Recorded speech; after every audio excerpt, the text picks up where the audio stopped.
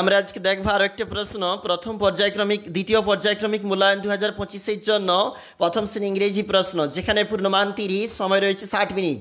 দেখো see the picture and make word. আমরা এখানে করেছি ম্যাট, এগ, পিগ, ফক্স, এইভাবে কিন্তু করেছি। এর জন্য কিন্তু রয়েছে 2 নাম্বার। 2 থেকে যেখানে প্রশ্নপত্র সেখানে রয়েছে fill in the blanks from the text বলা রয়েছে 1 × 3। অবশ্যই দেখবে, অর্থাৎ টেক্সটটা কী রয়েছে একবার দেখে নাও।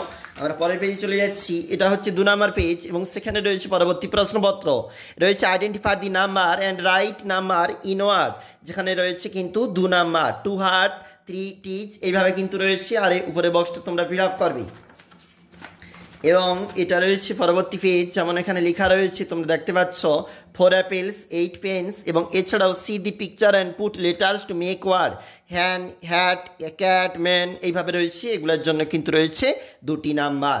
চলে যাব এর পরের যে পেজটা, সেখানে কিন্তু বলেছে to cross the letter find words, অবশ্যই দেখবে, এবং ফিল ইন দ্য ব্ল্যাঙ্কস, যেখানে আমরা করেছি he is my brother, she is my sister, he is my father, she is my aunt, অবশ্যই দেখবে।